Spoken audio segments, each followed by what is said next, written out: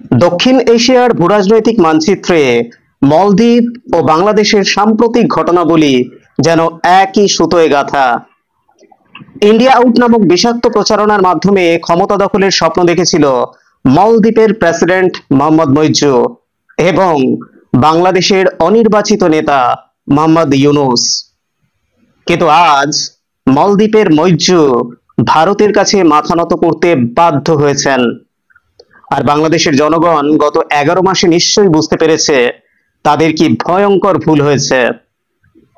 এই প্রতিবেদনে আমি মলদ্বীপের ঘটনার আলোকে বাংলাদেশের পরিস্থিতির একটা তীক্ষ্ণ বিশ্লেষণ করব, যা আশা করি আপনাদের দক্ষিণ এশিয়ার ভূরাজনীতিকে এই মুহূর্তে আরো একটু ভালো করে বুঝতে সাহায্য করবে।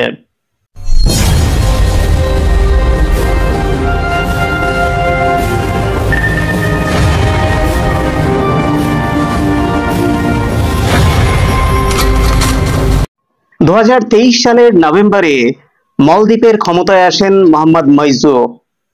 তার নির্বাচনী প্রচারের মূল অস্ত্র ছিল ইন্ডিয়া আউট। ভারত বিরোধী মনোভাব নিয়ে তিনি মলদ্বীপের সাধারণ জনগণের মনে বিষ ঢেলেছিলেন। ক্ষমতায় এসেই তিনি প্রথম সফরে ভারতের পরিবর্তে চীনের দিকে ছুটেছিলেন। চীনের সঙ্গে বাণিজ্যিক চুক্তি, পরিকাঠামো প্রকল্প এবং মোটা অঙ্কের ঋণের প্রতিশ্রুতি নিয়ে ফিরেছিলেন। কিন্তু এই স্বপ্ন দীর্ঘস্থায়ী হয়নি। মইজ্জুর মন্ত্রিসভার মন্ত্রীদের ভারতের প্রধানমন্ত্রী নরেন্দ্র মোদীর লক্ষদ্বীপ সফর নিয়ে অবমাননাকর মন্তব্য মলদ্বীপের জন্য বিপর্যয় ডেকে আনে। ভারতে বয়কট মলদ্বীপ আন্দোলন শুরু হয়। ফলাফল 2023 সালে যেখানে প্রায় 2 লাখ ভারতীয় পর্যটক মলদ্বীপ ভ্রমণে গিয়েছিলেন, 2024 সালে তা কমে দাঁড়ায় মাত্র 40,000-এ। পর্যটন নির্ভর মলদ্বীপের অর্থনীতি ধাক্কা খায়। এর সঙ্গে চীনের ঋণের জালে জড়িয়ে মলদ্বীপের অর্থনৈতিক শিরদাঁড়া ভেঙে পড়ে। অর্থনৈতিক মুদ্রা তহবিল IMF সতর্ক করে মলদ্বীপ ঋণ খেলাপির ঝুঁকিতে রয়েছে।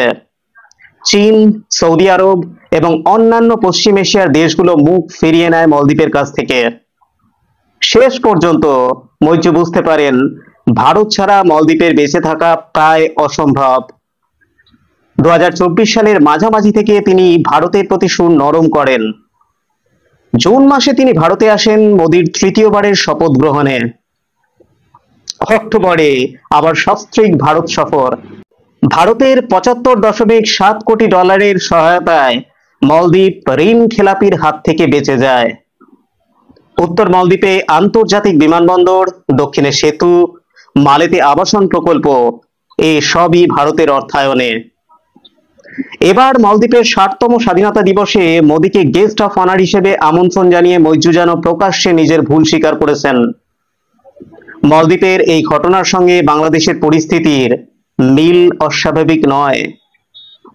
গত বছর বাংলাদেশে ইন্ডিয়া আউট প্রচারণার মাধ্যমে জনগণের মনে ভারত বিরোধী বিষ ছড়িয়ে ক্ষমতা দখল করেন মোহাম্মদ ইউনূসও।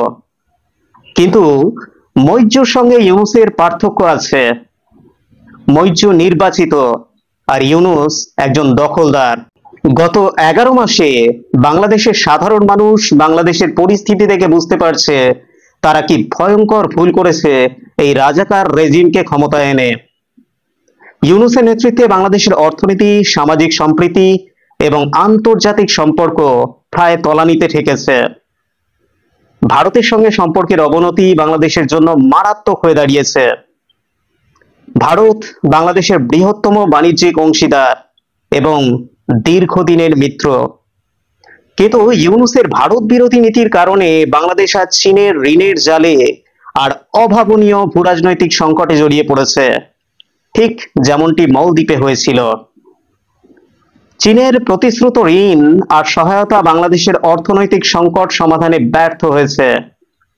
জনগণের মধ্যে ক্ষোভ বাড়ছে এবং ইউনূসের দখলদার শাসনের বিরুদ্ধে প্রতিবাদের আগুন জ্বলছে সমগ্র বাংলাদেশ জুড়ে। ভারত মইজ্জু ও ইউনূসকে এক চোখে দেখছে না। কিন্তু মইজ্জু নির্বাচিত নেতা হলেও ভারত বিরোধী নীতি মলদ্বীপের ক্ষতির কারণ হয়েছিল। তবু ভারত মানবিক ও কৌশলগত দৃষ্টিকোণ থেকে মলদ্বীপের পাশে দাঁড়িয়েছে। মোদির মলদ্বীপ সফর এবং স্বাধীনতা দিবসে গেস্ট অফ অনার হিসেবে আমন্ত্রণ এই সম্পর্কের পুনরুদ্ধারের সাক্ষী। কিন্তু ইউনূসের প্রতি ভারতের অবস্থান কঠোর। একজন অনির্বাচিত দখলদার হিসেবে ইউনূসের রাজাকার রেজিম ভারতের জন্য কখনোই গ্রহণযোগ্য নয়। ভারত মহাসাগরে চীনের আধিপত্য রোধে এবং দক্ষিণ এশিয়ায় স্থিতিশীলতা বজায় রাখতে ভারত বাংলাদেশের বিরুদ্ধে কঠোর পদক্ষেপ অব্যাহত রাখবে। বিশেষজ্ঞরা মনে করছেন, মলদ্বীপের মতো বাংলাদেশকেও একদিন ভারতের কাছে মাথা নত করতে বাধ্য হতে হবে। মলদ্বীপের ঘটনা বাংলাদেশের জন্য একটি সতর্কবাণী। ভারতের সঙ্গে বৈরিতা কোনো দেশের জন্যই শুভ নয়। মলদ্বীপের অর্থনৈতিক সংকট এবং মৈত্রীর নীতির ব্যর্থতা প্রমাণ করে ভারতের সমর্থন ছাড়া দক্ষিণ এশিয়ায় কোনো দেশ টিকে থাকতে পারে না। বাংলাদেশের জনগণের উচিত এখনই সচেতন হওয়া, ইউনূসের শাসনের বিরুদ্ধে প্রতিবাদ জোরদার করা এবং ভারতের সঙ্গে সম্পর্ক পুনরুদ্ধারে এগিয়ে আসা এখন সময়ের দাবি। মলদ্বীপের মৈত্রী ভুল বুঝে ভারতের কাছে ফিরে এসেছেন, কিন্তু বাংলাদেশের ইউনূস এখনো অন্ধকারে। জনগণের ক্রমবর্ধমান ক্ষোভ এবং ভারতের কঠোর অবস্থান ইউনূসের শাসনের পতনের ইঙ্গিত দিচ্ছে। এই প্রতিবেদনের মাধ্যমে আমি বাংলাদেশের জনগণের কাছে আহ্বান জানাবো, ভারত বিরোধী প্রচারণার ফাঁদে পড়ে আর ভুল বুঝবেন না। মলদ্বীপের শিক্ষা গ্রহণ করুন এবং একটি স্থিতিশীল সমৃদ্ধ বাংলাদেশের জন্য ঐক্যবদ্ধ হন। কমেন্টে আপনার মতামত জানান। পর্বটি ভালো লাগলে লাইক, শেয়ার এবং সাবস্ক্রাইব করে ছড়িয়ে দিন সকলের মধ্যে। সকলকে অসংখ্য ধন্যবাদ।